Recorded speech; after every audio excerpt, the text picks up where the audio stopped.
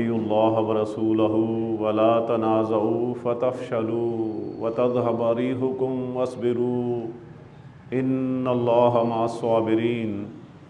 صدق اللہ العظیم۔ ان اللہ وملائکتہ یصلون علی النبی یا ایہا الذین آمنوا صلوا علیہ وسلموا تسلیما۔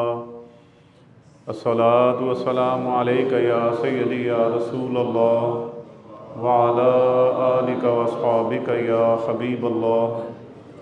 الصلاۃ والسلام علیک یا سیدی یا رسول اللہ وعلی آلک واصحابک یا شفیع المذنبین۔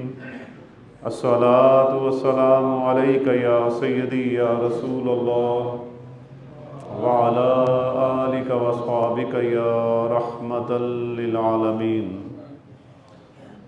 حمد و صلوات کے بعد نہایت معزز محترم عاشقان مصطفیٰ، غلامان مجتبیٰ اور خادمان اولیاء، السلام علیکم ورحمۃ اللہ وبرکاتہ۔ اللہ رب العزت کا جتنا بھی شکر ادا کیا جائے کم ہے کہ اس کے فضل و کرم سے، اس کی توفیق سے اس کے پاک گھر میں نماز جمعہ کی حاضری کی عظیم سعادت نصیب ہو رہی ہے۔ اللہ تعالی ہم سب کی حاضری قبول فرمائے اور اس پاک نورانی ذکر ماحول، قرآن پاک کے نور اور ماہ رمضان المبارک کے نور کی برکت سے اللہ تعالی ہمیں ظاہر باطن، دنیا، قبر اور آخرت کا نور عطا فرما دے، آمین ثم آمین۔ قرآن مجید فرقان حمید پارہ نمبر 10 سورۃ الانفال آیت نمبر 46 میں اللہ تعالیٰ نے ارشاد فرمایا وَأَطِیعُوا اللَّهَ وَرَسُولَهُ، اور اللہ اور اس کے رسول کا حکم مانو، وَلَا تَنَازَعُوا فَتَفْشَلُوا، اور آپس میں جھگڑو نہیں کہ پھر بزدلی کرو گے، وَتَذْهَبَ رِيحُكُمْ وَاصْبِرُوا، اور تمہاری بندھی ہوئی ہوا جاتی رہے گی، اور صبر کرو، ان اللہ مع الصابرین، اور بے شک اللہ صبر والوں کے ساتھ ہے۔ یہاں اللہ رب العزت نے فرمایا کہ اللہ تعالیٰ کی اطاعت کرو اور رسول اللہ صلی اللہ تعالیٰ علیہ وآلہ وسلم کی اطاعت کرو۔ سب سے پہلے اطاعت اور غیر مشروط اطاعت۔ غیر مشروط سے مراد یہ اللہ رسول کی اطاعت کیا ہے کہ بات سمجھ آئے گی تو اطاعت کروں گا، یہ والی اطاعت نہیں، بلکہ جو فرما دیا اس پر آنکھیں بند کر کے لبیک کہنا ہے۔ صحابہ اکرام علیہ رضوان جب نبی پاک علیہ الصلوۃ والسلام پر ایمان لاتے، مکی دور ہے، اور کس طرح انہیں کبھی آگ پر لٹایا جاتا، کبھی الٹا لٹکا دیا جاتا، کبھی گھونسوں سے مارا جاتا، ڈنڈوں سے مارا جاتا کہ واپس آ جاؤ، چھوڑ دو محمد صلی اللہ تعالی علیہ وسلم کا دامن، ان کا کلمہ پڑھنا چھوڑ دو، آپ نے واپس دین پر آ جاؤ۔ لیکن صحابہ اکرام علیہ رضوان نے آگ پر جلنا گوارا کر لیا، چربی پگھلا لی، ماریں برداشت کر لی، لیکن دامن مصطفیٰ نہیں چھوڑا نبی پاک علیہ الصلوۃ والسلام کا۔ صحابہ اکرام علیہ رضوان استقامت کے پہاڑ بن کر انہوں نے امت کے لیے مثال قائم کر دی کہ اللہ تعالیٰ کو مان کر اور نبی پاک علیہ الصلوۃ والسلام کو مان کر زندگی کس طرح گزارنی ہے۔ جو بھی فتنے تمہارے سامنے آ جائیں، جتنی قوتیں تمہارے سامنے اکٹھی ہو جائیں اور تمہیں جتنا بھی ڈرائیں، دھمکائیں یا زد و کوب کریں، فرمایا یہ ایمان اتنی قیمتی چیز ہے، ایک جان کیا ہے ہزاروں بھی ہوں تو رسول اللہ کے نام پر قربان کر دو، لیکن رسول اللہ کا دامن نہیں چھوڑنا ہے۔ 13 سالہ مکی دور بڑا مشکل دور تھا، بڑا ہی مشکل کٹھن دور۔ پھر ہجرت ہوئی، پھر صحابہ اکرام علیہ رضوان مدینہ طیبہ تشریف لے آئے، اس لیے کہ رسول اللہ جو وہاں تشریف لے گئے تھے، بیت اللہ وہاں ہے، کعبہ وہاں ہے، لیکن صحابہ اکرام جانتے تھے کہ جہاں کعبے کا کعبہ ہے ہم نے وہیں رہنا ہے۔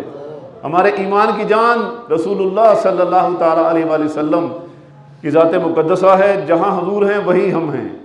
تو انہوں نے وہاں سے ہجرت کی اور مدینہ طیبہ پہنچ گئے۔ مشرکین مکہ جو مکہ مکرمہ میں صحابہ کرام علیہ رضوان کو چین اور سکون سے نہیں رہنے دیتے تھے، وہ مدینہ طیبہ کے یہودیوں کے ساتھ انہوں نے ساز باز شروع کر دی، وہاں جو منافقین تھے ان کو اپنے ساتھ ملا لیا کہ کسی طرح ان کو یہاں سے بھی بھگا دیں یا ان کے ساتھ مل کر ان کا خاتمہ کر دیں۔ کوئی ایک مشکل نہیں تھی مسلمانوں کے لیے، صحابہ کرام کے لیے، اور تعداد بھی بہت تھوڑی تھی۔ ابھی نیا نیا اسلام، نئی نئی توحید و رسالت کی پہچان ہو رہی تھی، نئی نئی دعوت حق۔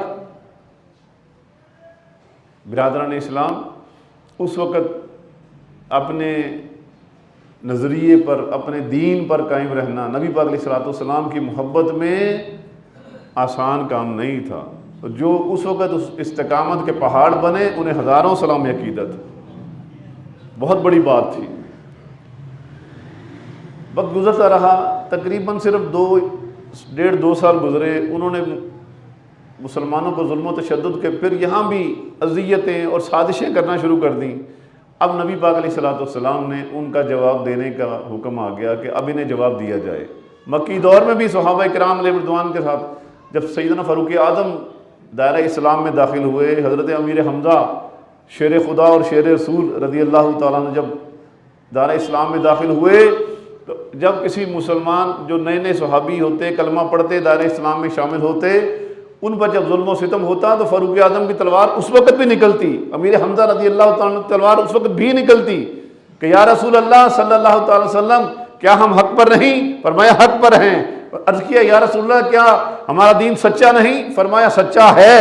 یا رسول اللہ ہمارا خدا سچا ہے؟ فرمایا ہاں سچا ہے۔ تو یا رسول اللہ اجازت دیجئے، جن صحابہ اکرام ہمارے مسلمان ساتھیوں پر یہ ظلم و ستم کے پہاڑ توڑ دیتے ہیں، اجازت دیں ہم ان کا کیما کر دیں۔ لیکن نبی پاک علیہ السلام نے اس وقت فرمایا ابھی نہیں، ابھی نہیں، ابھی ٹھہر جاؤ، ابھی جہاد کا حکم نہیں آیا۔ تو کیا اس وقت صحابہ کرام رضوان کے کیفیات اور جذبات ہوتے ہوں گے کہ ان کے سامنے ان کے بھائی کو پیٹا جا رہا ہو۔ سیدنا عثمان غنی جیسی ہستی، سیدنا فاروق اعظم اور سیدنا صدیق اکبر رضی اللہ تعالیٰ عنہ جیسی ہستی۔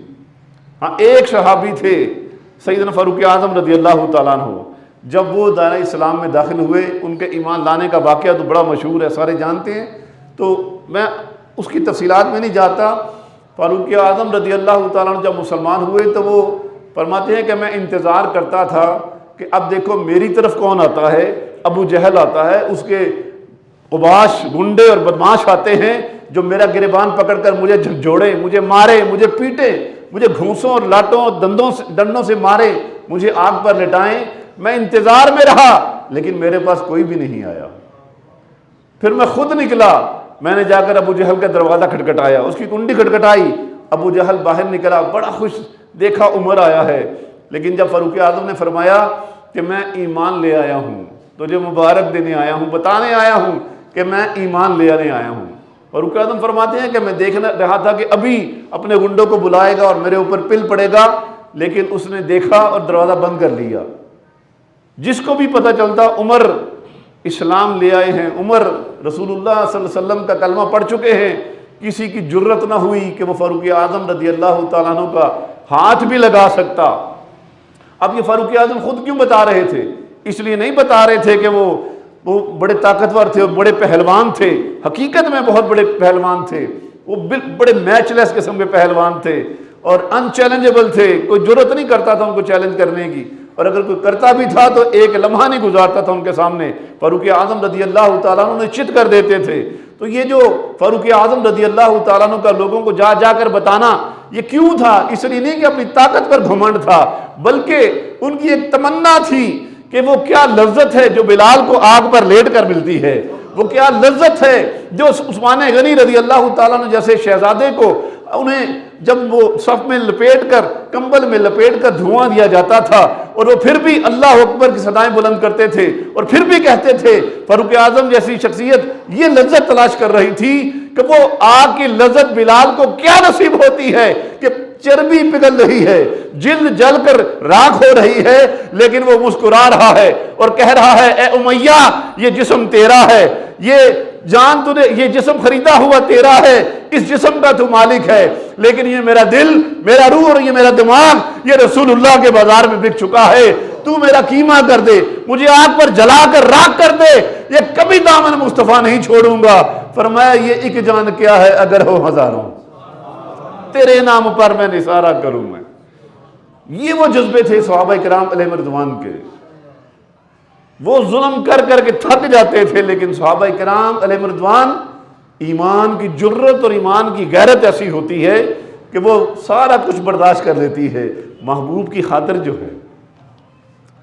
برادران اسلام، ہجرت ہو چکی جب، تو کفار و مشرکین مکہ نے مسلمانوں کو وہاں بھی چین سے نہیں رہنے دیا، اور پلاننگ کی کہ ان کو کسی طریقے سے پیسہ اکٹھا کریں، مال اکٹھا کریں، اور مسلمانوں پر ایک دم ایسا حملہ کر دیں کہ انہیں ہمیشہ کے لیے صفحہ ہستی سے مٹا دیں۔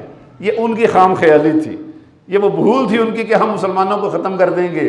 حالانکہ اللہ تعالیٰ نے اپنے محبوب علیہ السلام کو وہ دین دے کر بھیجا ہے جس کی ضمانت قرآن مجید میں مختلف مقامات پر فرمایا هو الذی ارسل رسولہ بالہدی ودین الحق لیظہرہ علی الدین کلہ ولو کرہ المشرکون۔ فرمایا کہ اللہ وہی ذات ہے اللہ تعالیٰ کی جس نے اپنے رسول علیہ السلام کو دین حق اور ہدایت دے کر بھیجا ہے۔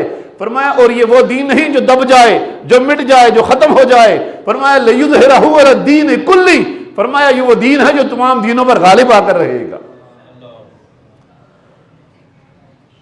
اللہ تعالیٰ نے پھر نبی پاک علیہ السلام کے صحابہ کرام رضوان کی قدم قدم پر مدد بھی فرمائی ہے، اور پھر وہ 2 ہجری بدر کا واقعہ شروع ہوا، جب مسلمانوں کو رسول پاک علیہ السلام نے اپنے صحابہ کرام رضوان کو خبر دی کہ وہ ایک بہت بڑا لشکر، بہت بڑا قافلہ تیار کر کے لا رہے ہیں، اور اس میں اسلحہ بھی ہے، ساز و سامان بھی ہے، ہتھیار، بڑا کچھ وہ اکٹھا کر رہے ہیں ہمارے خلاف۔ تو جنگی حکمت عملی جو آج بھی وہی چلتی ہے اور قیامت تک وہی رہے گی، پہلے بھی وہی تھی۔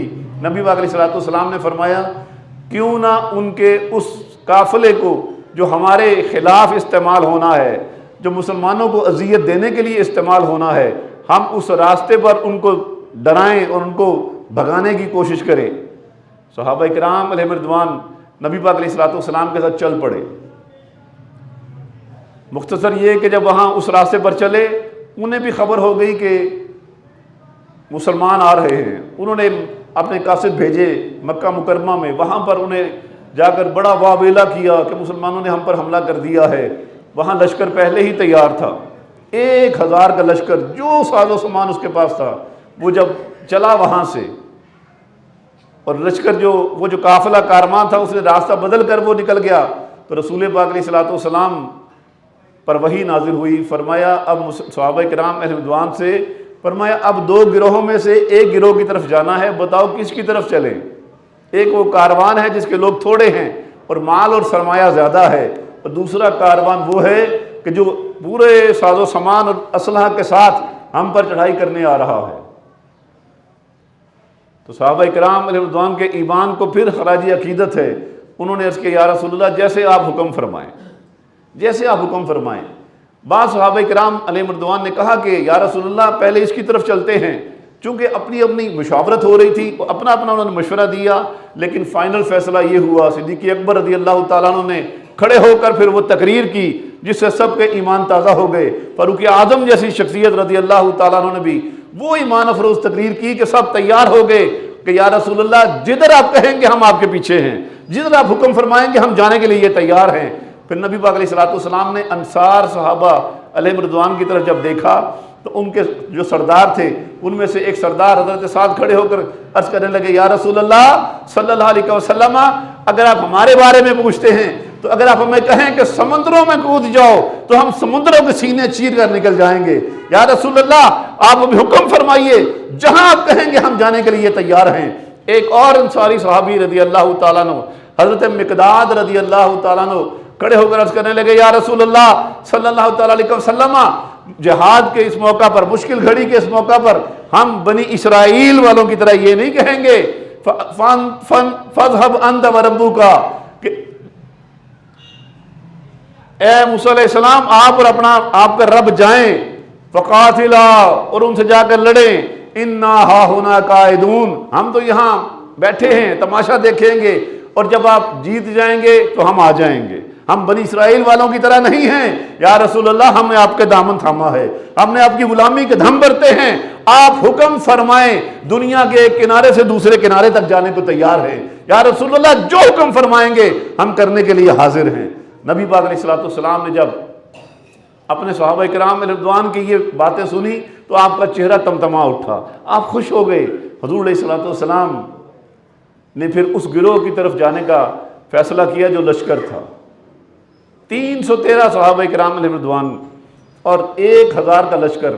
ادھر نہ سامان حرب پورا ہے بلکہ لباس بھی پورا نہیں ہے، نیزے ہیں تو وہ ٹوٹے ہوئے ہیں، ان کی امیاں نہیں ہیں، ڈنڈے جیسے ہوتے ہیں، تلواریں بھی پوری نہیں ہیں، سواریاں بھی پوری نہیں ہیں، گھوڑے بھی 2 صرف، اور ان کے پاس 700 گھوڑے، ان کے پاس اس زرہ پہنے ہوئے سینکڑوں کی تعداد میں لباس، لوہے کا لباس پہنے ہوئے ان کے پاس جنگجو، اور بڑے بڑے متکبرانہ انداز میں سردار آ رہے تھے۔ وہ تو اس طرح آ رہے تھے جیسے پکنک منانے آ رہے ہیں کہ وہ تھوڑے سے تو ہیں، ہم انہیں صفحہ ہستی سے مٹا کر وہاں جشن بھی منائیں گے، وہاں کئی دن قیام کریں گے اور عیش و عشرت کی وہاں ایک جشن منا کر واپس آئیں گے، ہم فتح کر کے واپس آئیں گے۔ لیکن انہیں پتہ نہیں تھا کہ آگے نبی پاک علیہ السلام کے غلام ہیں۔ جب آمنا سامنا ہوا تو شیطان نے مشرکین مکہ کو کہا تھا کہ تم فکر نہ کرو، تم جیت جاؤ گے، تم غالب آ جاؤ گے۔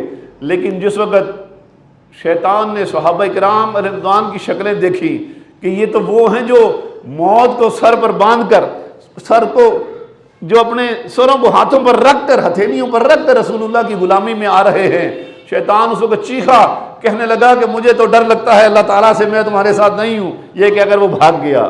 برادران اسلام، یہ وہ نورانی چہرے تھے کہ جس وقت وہ قدم رکھ رہے تھے زمین کا کلیجہ دہل رہا تھا، آسمان نے کبھی ایسا نظارہ نہ دیکھا تھا کہ 313 ہو اور ادھر 1000 کا لشکر ہو، ادھر سامان حرب بھی نہیں ہے اور ادھر اسلحہ سے لیس مکمل ایک لشکر ہے۔ اور پھر ہوا کیا، فیصلہ کیا ہوا، جب رسول اللہ صلی اللہ علیہ وسلم کے غلام ان سے ٹکرائے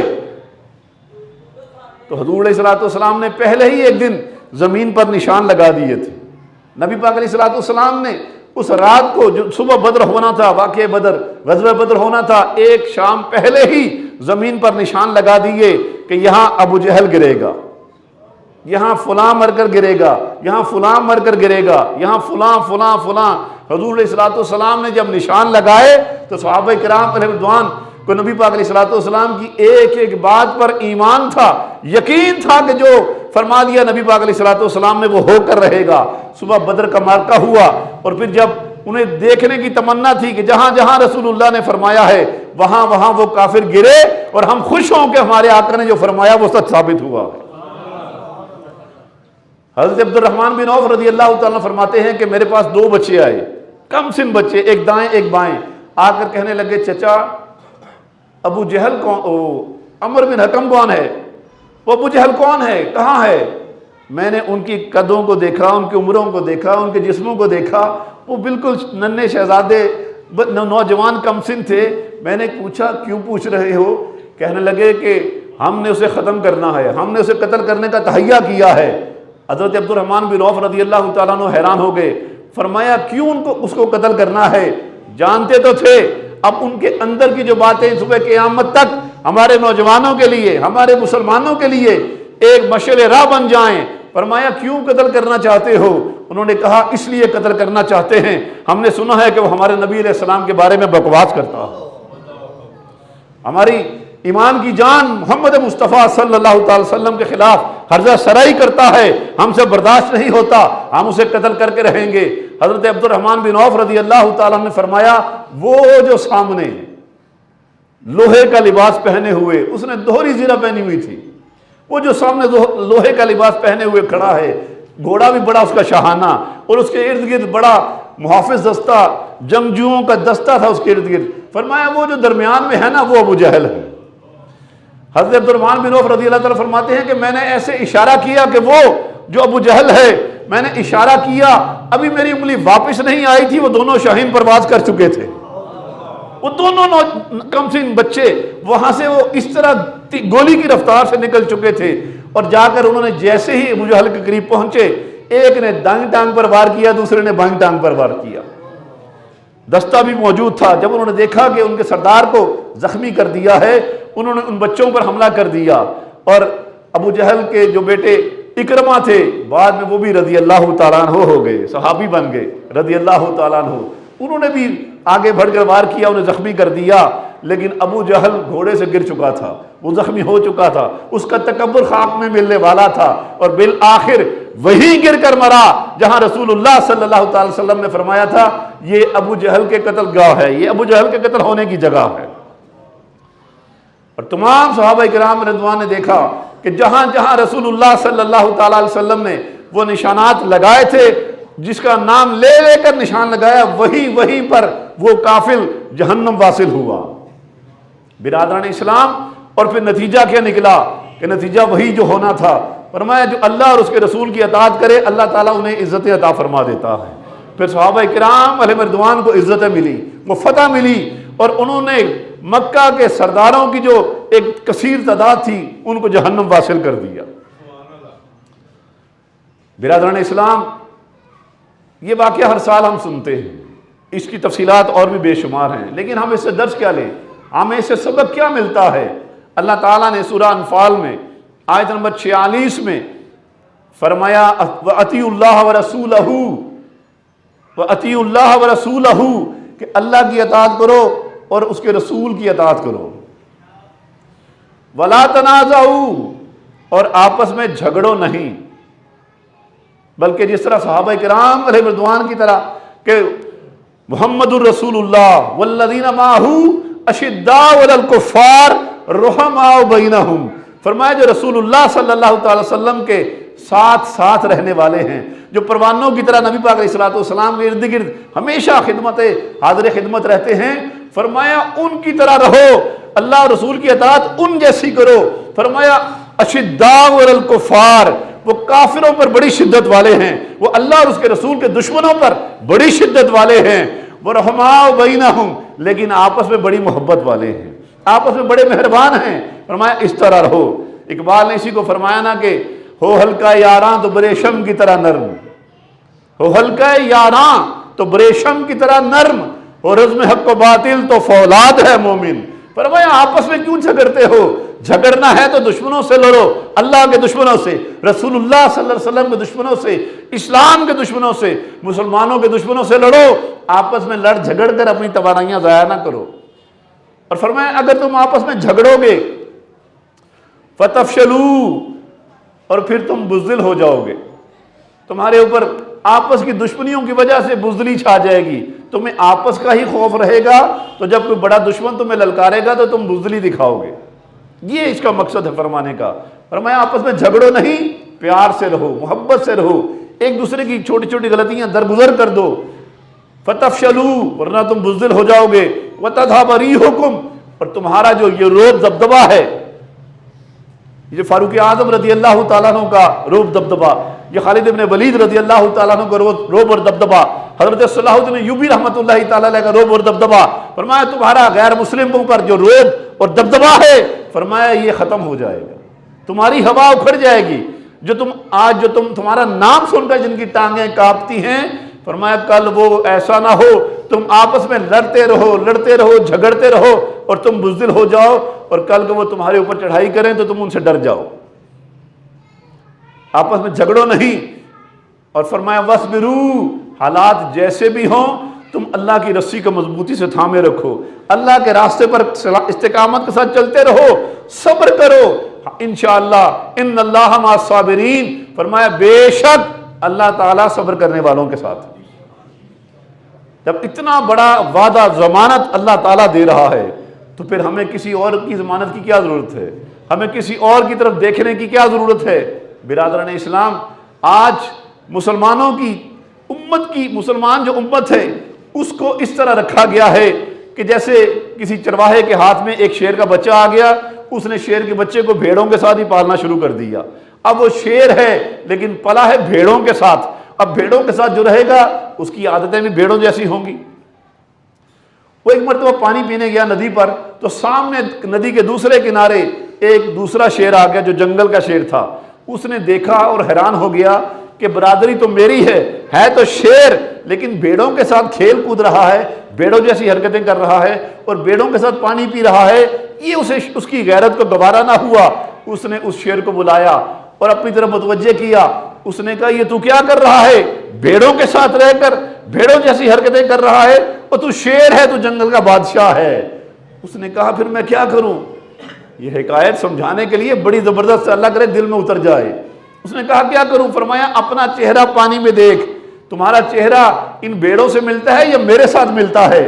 اس شیر نے جب اپنا چہرہ پانی میں دیکھا تو پانی میں اس کا چہرہ جب دیکھا اس نے، پھر بیڑوں کو دیکھا، پھر اس شیر کو دیکھا، کہنے لگا میرا چہرہ ان کے ساتھ تو نہیں ملتا جن کے ساتھ میں پلا بڑا ہوں، میرا چہرہ تو تیرے ساتھ ملتا ہے۔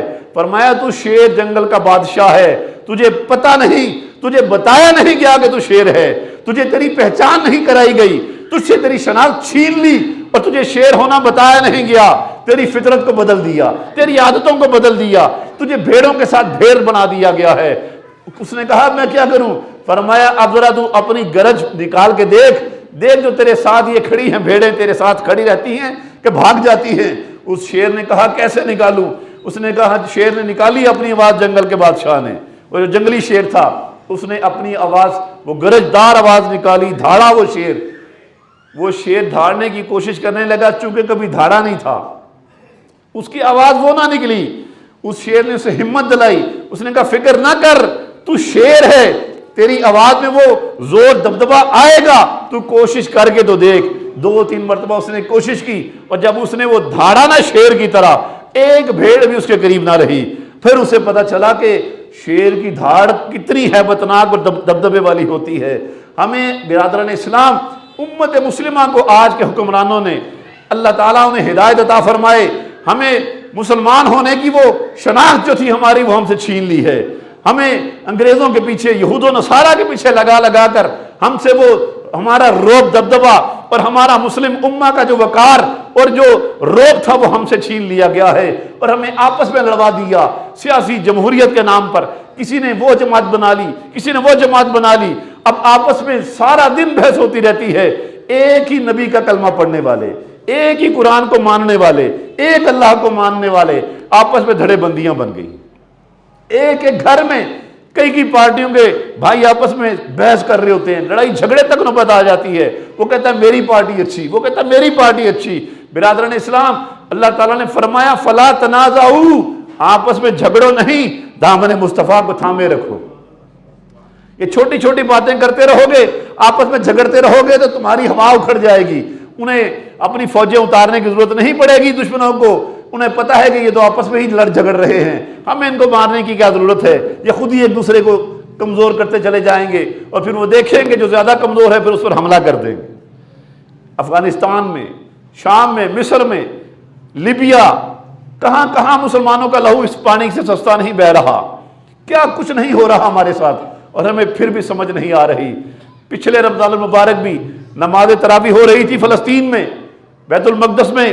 نماز تراویح کے دوران یہودی درندوں نے کس طرح فائرنگ کے منہ کھول دیے اور وہ شہید کر دیا ان مسلمانوں کو جو اللہ کی بارگاہ میں قیام کر رہے تھے، رکوع کر رہے تھے، سجود کر رہے تھے، انہیں تو جام شہادت مل گیا۔ اور پھر کس طرح اس مرتبہ بھی، یہ پچھلے دنوں، کل یہ پرسوں کی بات ہے، کس طرح وہ نماز ادا کر رہے تھے، پھر وہ درندے مسجد نبوی شریف، مسجد بیت المقدس میں وہ اسی طرح جوتوں کے ساتھ اور بدتمیزی کے ساتھ، درندگی کے ساتھ داخل ہوئے، اور انہوں نے مسلمانوں کو وہاں پر مارا پیٹا، کئیوں کو شہید کیا۔ کس طرح وہاں کی ہماری ماؤں بہنوں کو بالوں سے پکڑ کر انہیں گھسیٹا۔ ہم کلپ تو دیکھ لیتے ہیں، ویڈیو دیکھ لیتے ہیں اور کہہ دیتے ہیں دیکھو یار یہ وہ ہو رہا ہے، ادھر یہ بات کی، ادھر سے اپنی دنیا داری کی باتیں شروع کر دی۔ برادران اسلام، یہ نہ سمجھیں وہ فلسطین کی بیٹی ہے، یہ نہ سمجھیں کہ میں تو پاکستان میں بیٹھا ہوں، میری بیٹی بڑی محفوظ ہے۔ برادران اسلام، وہ فلسطین کی بیٹی آپ کی بیٹی ہے، وہ میری بیٹی ہے۔ جب تک ہم اسے اپنی بیٹی وہ درد محسوس نہیں کریں گے جو اپنی بیٹی کا ہوتا ہے، مسلم امہ کیسے اکٹھی ہوگی؟ کیسے ہمیں جو توڑا گیا ہے اس انتشار کو ہم کیسے ختم کر پائیں گے؟ نہیں کر پائیں گے، اس وقت تک نہیں کر پائیں گے جب تک ہم ایک مرکز پر اکٹھے نہیں ہو جاتے۔ وہ ایمان کا اور مسلمانوں کا مرکز و محور ایک ہی ذات ہے، وہ در مصطفیٰ ہے، وہ ذات مصطفیٰ ہے صلی اللہ تعالیٰ علیہ وآلہ وسلم، ان کے ساتھ اگر 313 مل جائیں تو 1000 کا منہ توڑ کے رکھ دیتے ہیں ان کے ساتھ۔ اللہ اکبر! ایک بڑی خوبصورت بات یاد آئی، خالد بن ولید رضی اللہ تعالیٰ عنہ کو خبر ملی کہ 10,000 کا لشکر مسلمانوں پر چڑھائی کرنے آ رہا ہے۔ حضرت خالد بن ولید سیف اللہ، اللہ کی تلوار، ان سے برداشت نہ ہوا کہ میں باقی لوگوں کو بھی اکٹھا کروں، اپنے 12 ساتھیوں کو لے کر نکل پڑے۔ کتنے؟ 12 ساتھیوں کو لے کر نکل پڑے۔ آمنا سامنا ہوا، سامنے کتنا لشکر ہے؟ 10,000 کا لشکر ہے، ادھر 12 لوگ ہیں۔ ہے کوئی مقابلہ؟ ہے کوئی آپس میں گنتی کا مقابلہ، سامان کا مقابلہ؟ لیکن انہیں پتہ نہیں تھا کہ کافر ہو تو شمشیر پہ کرتا ہے بھروسہ، کافر ہو تو شمشیر پہ یعنی اسلحے پہ، وسائل پہ کرتا ہے بھروسہ، مومن ہو تو بے تیغ بھی لڑتا ہے سپاہی۔ اور سامنے خالد بن ولید تھے رضی اللہ تعالیٰ عنہ۔ حضرت خالد بن ولید رضی اللہ تعالیٰ عنہ نے جب ٹکر ہوئی، ان میں 12 میں سے ایک ان کے ساتھی کا وہ زخمی ہو گئے بڑے شدید۔ حضرت خالد بن ولید رضی اللہ تعالیٰ عنہ نے اپنے دوسرے ساتھی سے کہا اسے لے کر سائیڈ پر ہو جاؤ، یہ شدید زخمی ہو گیا ہے۔ وہ ایک زخمی ہو گیا، دوسرا اس کو اٹھا کر سائیڈ پر نکل گیا۔ باقی کتنے رہ گئے؟ 10۔ سامنے لشکر کتنا بڑا ہے؟ 10,000 کا۔ اور چند لمحے نہیں گزرے کہ حضرت عبداللہ بن ولید رضی اللہ تعالیٰ عنہ نے اس کے سپہ سالار کو پکڑا اور پوری کایا پلٹ دی، اس کی جو شکست ہو رہی تھی وہ فتح میں تبدیل ہو گئی۔ برادران اسلام، یہ ہے وہ ایمان کی جرت اور قوت اور غیرت کہ وہ یہ نہیں دیکھنے دیتی کہ سامنے لشکر کتنا ہے، دشمن کتنا ہے، وہ تو یہ پوچھتی ہے بتاؤ دشمن ہیں کہاں۔ اللہ تعالیٰ ہمیں ان کے جو واقعات سنتے اور سناتے ہیں، جو پڑھتے ہیں، اللہ پاک ہمیں ان کی غیرت ایمانی میں سے وافر حصہ عطا فرما دے۔ اور برادران اسلام، آج فلسطین میں، برما میں، کشمیر میں، آج اسی لیے ہم ان کو آزاد نہیں کر سکے، اس لیے ان کو ظلم و ستم سے ہم ان کو بچا نہیں پا رہے، اس لیے ہمارے آج 57-58 اسلامی ممالک ہیں۔ وہ وقت تھا کہ ایک ایک بندہ، 10,000 کا لشکر، مومنین کتنے، صحابہ کتنے؟ 10، صرف 10، 1,000 کے مقابلے میں ایک مسلمان، اور غالب آ جایا کرتے تھے۔ آج مسلمانوں کی 1.5 ارب کی آبادی ہے پوری دنیا میں، یا اس سے بھی زیادہ ہو جائے گی، ہوگی 1.5 ارب، اور سامنے یہودی 1.5 کروڑ۔ یعنی اب 1,000 مسلمان کے مقابلے میں ایک یہودی آتا ہے، اور ہمیں وہ تگنی کا ناچ نچا رہے ہیں۔ ہمیں جس طرح کسی کو جانور کو نکیل ڈال کر اپنی مرضی سے جہاں لے جائیں چلا جاتا ہے وہ جانور، ہمیں آج اس طرح وہ چلایا جا رہا ہے۔ کس کی وجہ سے؟ اسی وجہ سے کہ ان 10 کے حکمران جو تھے، ان 10 کے جو رہنما تھے، وہ خالد بن ولید تھے۔ انہیں پتا تھا کہ مر گئے تو جیت گئے تو غازی، اور مر گئے تو شہادت کا رتبہ فائد ہو جائے گا۔ لیکن آج ہمارے جو رہنما ہیں وہ ہمیں امن کا درس دیتے ہیں، اور امن بھی وہ جو امن نہیں جو بغیرتی والا ہے، کہ اگر تمہارے رسول اللہ صلی اللہ تعالی وسلم کی شان میں کوئی گستاخی کرے تم برداشت کرو، ہمیں برداشت کا درس دیتے ہیں۔ ارے بغیر تو یہ برداشت کا درس نہیں ہے، یہ بغیرتی کا درس ہے۔ ہو رسول اللہ کی ذات پاک صلی اللہ تعالی وسلم، اور تم کہو کہ ان کی شان میں گستاخی ہو جائے، برداشت کر لو۔ صلاح الدین ایوبی رحمۃ اللہ تعالی علیہ کو خبر ہوئی کہ دشمنوں کا لشکر آ رہا ہے، بڑا لشکر، بہت بڑا لشکر، اور انہوں نے ایک اور حرکت کی وہاں پر کہ حاجی جا رہے تھے حج کرنے کے لیے، اور وہاں کا ایک بادشاہ تھا ریجنالڈ، اس نے ان کا مال بھی لوٹ لیا اور ان کو شہید کر دیا۔ انہوں نے بڑی منتیں کی کہ ہم تو حج کرنے جا رہے ہیں، ہمارا کوئی لڑائی کا ارادہ تھوڑی ہے، لیکن وہ اپنی بدمستی میں مست تھے، اپنی تکبر میں، اپنے تکبر اور گھمنڈ میں مست تھے۔ انہوں نے کہا، بڑی بکواس کر دی اس نے، ریجنالڈ نے، اس نے کہا کہ اگر تم چاہتے ہو تم بچ جاؤ، بات کرتے ہوئے رونگٹے کھڑے ہو جاتے ہیں۔ اس نے کہا بلاؤ اپنے محمد کو، وہ تمہاری مدد کرے آ کر۔ اس نے یہ بکواس کی، اور تمام حجاج جو جا رہے تھے حج کرنے کے لیے ان کو شہید کر دیا۔ یہ خبر سلطان صلاح الدین ایوبی رحمۃ اللہ تعالی علیہ تک پہنچی۔ اس نے قسم کھا لی صلاح الدین ایوبی رحمۃ اللہ تعالی علیہ نے کہ جب تک میں اس کا بدلہ نہیں لے لیتا اور اس بدبخت کو اپنے ہاتھوں سے ٹکڑے ٹکڑے نہیں کر دیتا، میں آرام کی نیند نہیں سوؤں گا۔ 2 سال یا پونے 2 سال وہ کی تیاریاں کرتے رہے، اور پورے 2 سال تقریباً انہوں نے لیٹ کر نہیں دیکھا تھا۔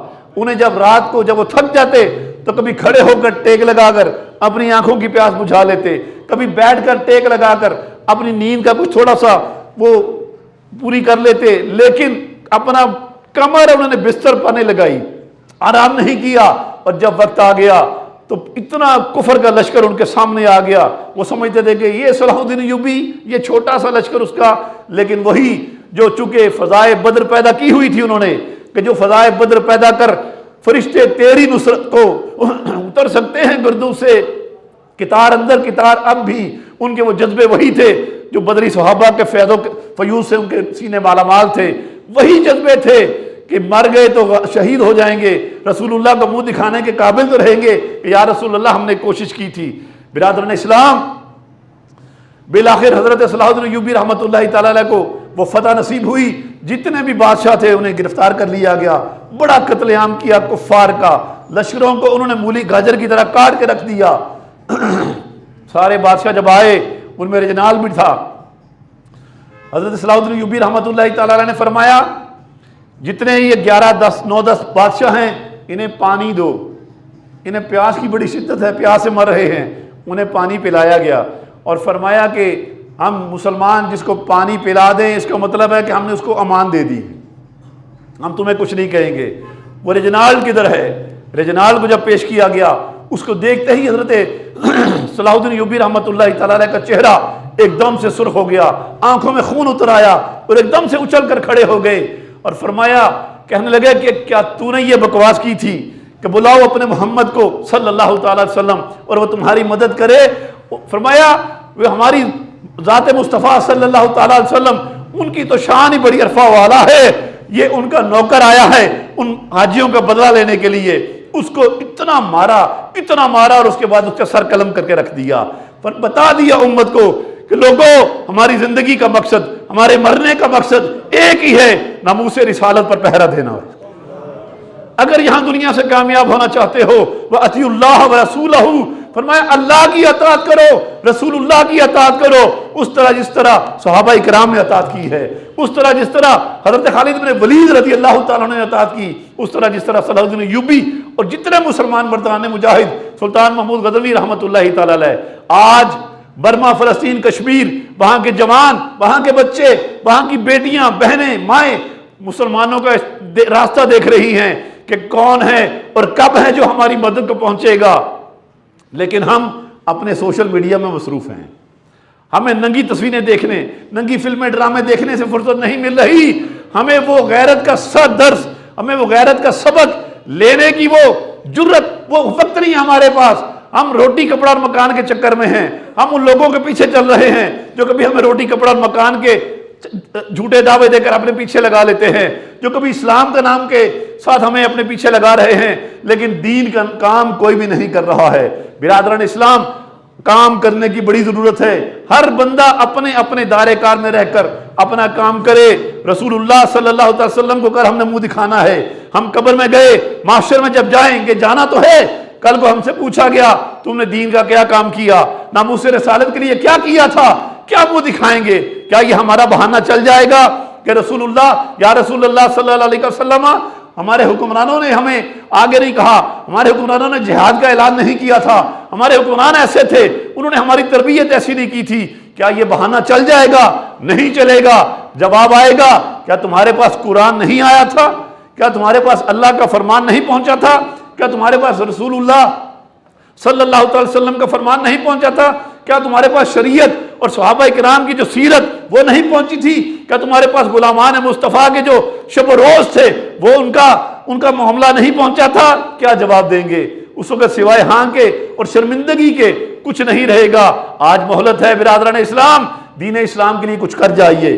صرف اپنے بیوی بچوں اور گھر بار اور پلادوں اور اپنی کوٹھیوں کے لیے ساری زندگی اور اپنی جوانی توانائیوں کی ساری صلاحیتیں اسی میں برباد نہ کر دیں، کچھ کرنا ہے تو کر لیں، ابھی مہلت ہے، پتہ نہیں کب بلاوا آ جائے۔ اللہ پاک ہمیں ساری زندگی نبی پاک علیہ الصلوۃ والسلام کی ناموس اور عزت پر پہرا دینے کی توفیق عطا فرمائے۔ وما علیہ الا البلاغ۔